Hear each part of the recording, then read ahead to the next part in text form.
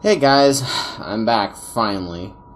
I've been without internets for about a week and a half because wonderful AT&T decided for some reason to hook up my new internet at someone's home in an area of the state I didn't even know existed.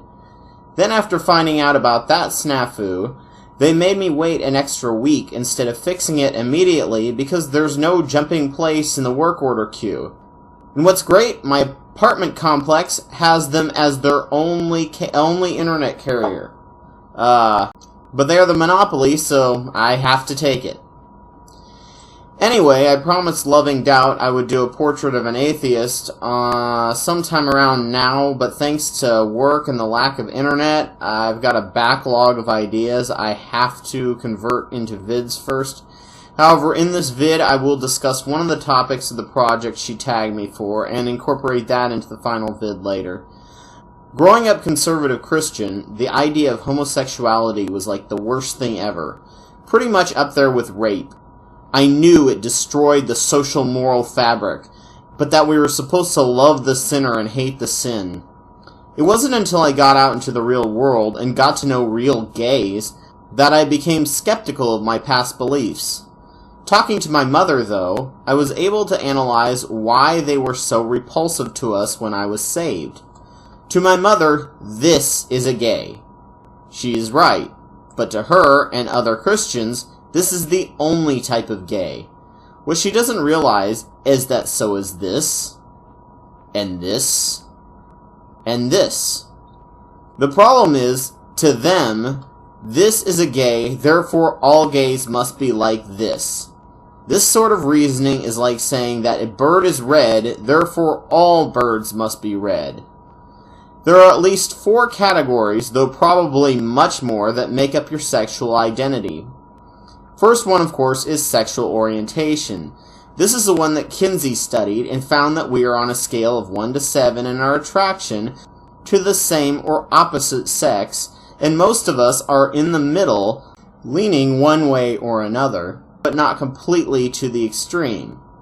To most Christians, bi indicates slutty, and gay equals hedonist. Bi and gay just indicate the gender you find most attractive and have nothing to do with how promiscuous you are. This is the second part of sexual identity I'd like to discuss, and that is sexual philosophy. That is a spectrum that goes from complete monogamy all the way to hedonism, and most of us are somewhere in the middle, leaning one way or another. There are many completely monogamous gays, and there are even more by population statistics completely hedonistic straight people. Sadly, the religious right has been able to link a person's sexual orientation to their sexual philosophy. Tearing this apart in people's minds is very difficult. There is also the issue of gender identity. This, however, in my mind, is completely socially fabricated. I believe that our gender identity is only there to help us attract the type of people we are oriented for. Beyond that, it is a form of insecurity. To truly be one with yourself, you have to embrace both of the societally fractured parts of you that are considered male and female and transcend the idea of gender. I act as manly as I need to, because it's useful behind closed doors with the person that I'm with. Other than that, I tend to be on the level of androgyny. I allow myself to feel emotions, be aware of and share my emotions, and do many things that people would consider girly. This is because gender roles have also been tied to sexual orientation, sadly, even though they have nothing to do with each other. Embracing the defined masculine and feminine parts of yourself allows you to think, feel, understand, and communicate much better. The last is sexual preference. This involves activities you prefer in the bedroom.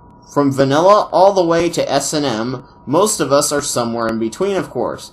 However, once again, this has also been tied to sexual orientation. There are gays out there that are 100% monogamous, completely act their gender roles, and only have vanilla sex. But the religious right never profiles these people, do they? Now for gay marriage. But I don't believe gay marriage should be legal. I'm not a homophobe. I don't think any marriage should be legal. Marriage is a religious institution, and if a church or your religion wants to marry you, good for them, but the state should have nothing to do with it. Civil unions, however, are contracts invented long ago that go back at least as far as the European Middle Ages, and anyone sharing funds and possessions under the same roof could get one of these regardless of if they were having sex or not. A civil union was useful because it helped the couple, quote-unquote, save money and use less resources. It also provided stability to children raised by the couple. This couple could be siblings raising an orphan, or their younger sibling. The state didn't care. It was good for the community for people to pool resources and provide stability to children. What you did sexually had nothing to do with this contract. However, if the state is going to be in charge of marriage, which is cutting into the First Amendment, then discrimination by sexual orientation is government interference of a completely legal contract that hurts no one.